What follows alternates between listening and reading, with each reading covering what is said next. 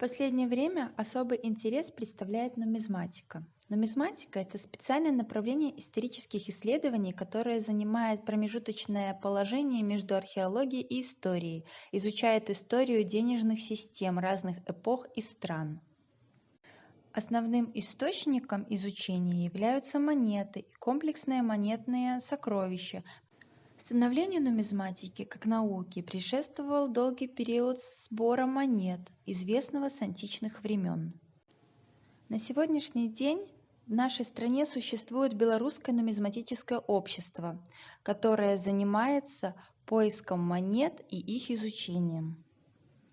Мы побывали в гостях у председателя Белорусского нумизматического общества Кокорека Виктора Ивановича, который подробнее рассказал о деятельности общественного объединения. Меня зовут Кокорека Виктор Иванович, я являюсь председателем общественного объединения Белорусское нумизматическое общество. Это республиканское общественное объединение, то есть зарегистрировано в Министерстве юстиции, с центром в городе Гродно. Но основная деятельность – это изучение нумизматики, популяризация, то есть и коллекционирование монет, и другое. Ну, одновременно организация или помощь в организации конференций, на которых приезжают и специалисты, и те нумизматы, которые накопили какой-то коллекционный материал, уже изучили что-то там, сказать, в литературе и готовы высказать свое мнение по монетам, которые есть у них. Одновременно какой-то стороной мы сотрудничаем с теми, кто копает, так называемыми черными копателями и так далее. С одной стороны, мы консультируем их, а с другой, если они что-то находят, мы советуем. А не хотите ли вы передать в государственное собрание? Да, может быть, это там и платно, там все это, но это сохранится в государстве, это будет изучено, будет описано и все остальное. Остальное мы организуем также деятельность коллекционного движения. Вот в Гродно клуб коллекционеров «Скоробей». Мы его курируем, организуем встречи, там встречаются люди. Те, кто в городе Гродно как-то чем-то заинтересован в коллекционировании, и он хочет встречаться с своими товарищами.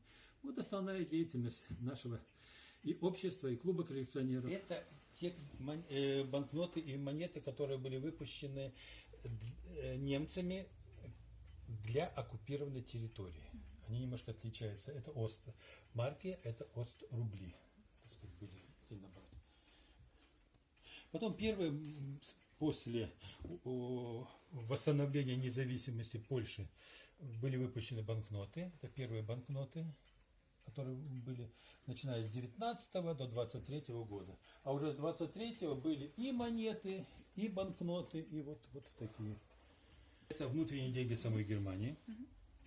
Это оккупационные банкноты, которые были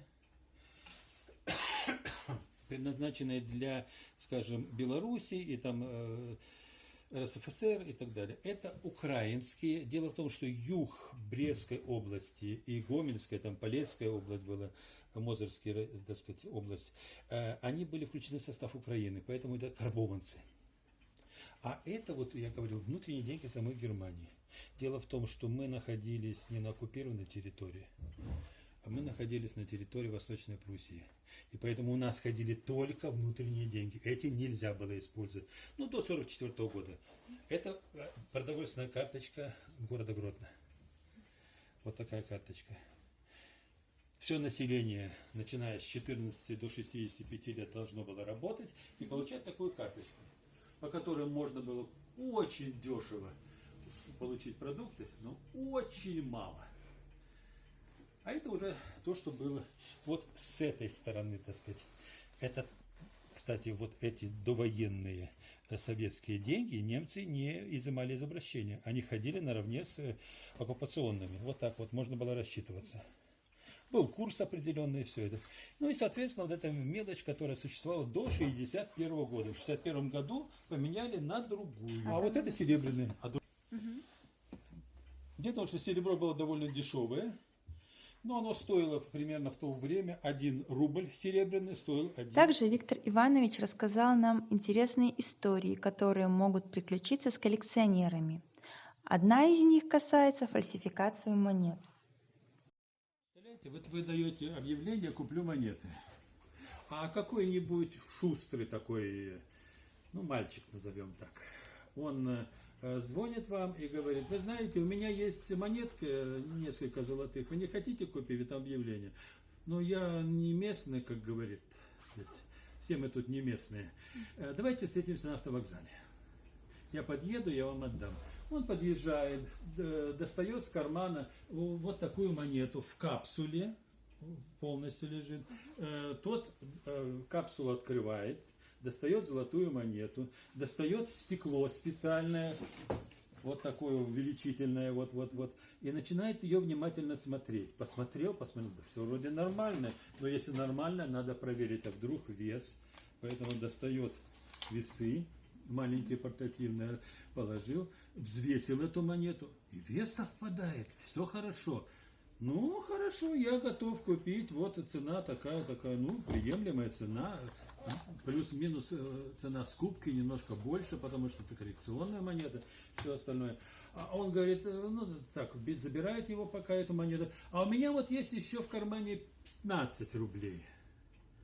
Ну, 15 рублей я хочу продать дороже, конечно, она же редкая, она один только год выпускалась, все.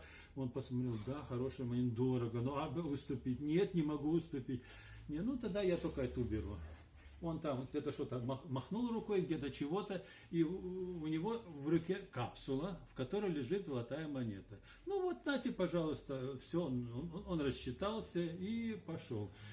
Капсула, вот она суперглю запаяна. Ее вот так не откроешь.